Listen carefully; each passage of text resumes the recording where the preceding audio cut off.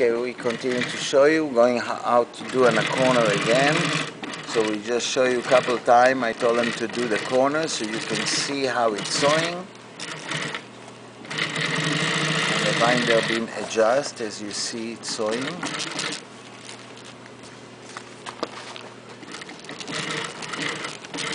See how your corner is done.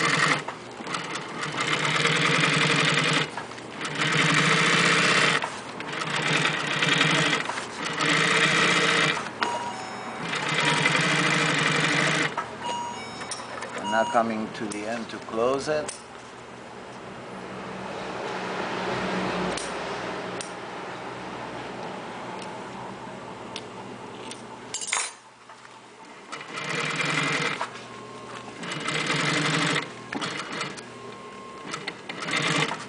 To the end, just cut your tape and it's gonna be done. And here's all the bags. It's done and nice. You just have to be careful because it's just a mechanic showing it to you how it's sewing corners and everything, and it's nice. Thank you.